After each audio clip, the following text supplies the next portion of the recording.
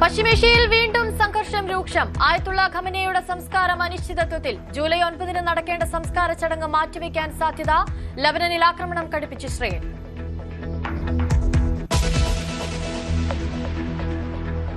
ED ഉദ്യോഗസ്ഥരെ ആക്രമിച്ച കേസിൽ ജാമ്യാപേക്ഷയെ എതിർക്കാതിരുന്ന പ്രോസിക്യൂട്ടറെ നീക്കും. അഡ്വക്കേറ്റ് ഗീന കുമാരി വാദിച്ചത് പോലീസ് റിപ്പോർട്ടിനെതിരെന്ന സർക്കാർ. കേസിൽ സ്പെഷ്യൽ പ്രോസിക്യൂട്ടറെ ഉടൻ നിയമിക്കും.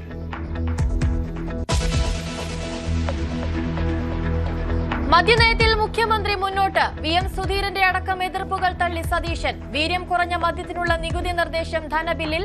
എതിർപ്പ് പ്രകടിപ്പിച്ച് തിരുവഞ്ചൂർ രാധാകൃഷ്ണൻ, ന്യായീകരിച്ച് കെ മുരളീധരൻ. തിരുവനന്തപുരം നഗരസഭയിലെ നിർണായക കൌൺസിൽ യോഗം നാളെ. അവിശ്വാസ പ്രമേയം കൊണ്ടുവരാൻ UDF. അവിശ്വാസത്തിന് പുറത്തുനിന്ന് പിന്തുണ നൽകാൻ LDF. സ്വതന്ത്രന്മാരുടെ നിലപാട് നിർണായകം. ആത്മവിശ്വാസത്തിൽ BJP.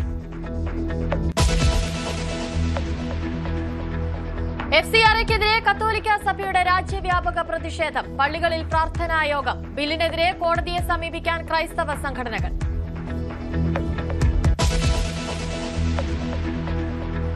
സംസ്ഥാനത്ത് അതിശക്തമായ മഴയ്ക്ക് സാധ്യത. 6 ജില്ലകളിൽ ഓറഞ്ച് അലർട്ട്. മറ്റ് ജില്ലകളിൽ യെല്ലോ അലർട്ട്. നാളെയും മഴ കനക്കും.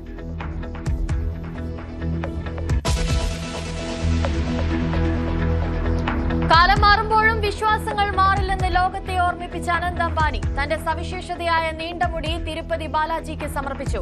റിലയൻസ് ഇൻഡസ്ട്രീസ് എക്സിക്യൂട്ടീവ് ഡയറക്ടർ ചേർത്ത് പിടിച്ചത് നൂറ്റാണ്ടുകൾ പഴക്കമുള്ള ഭാരതീയ വിശ്വാസം.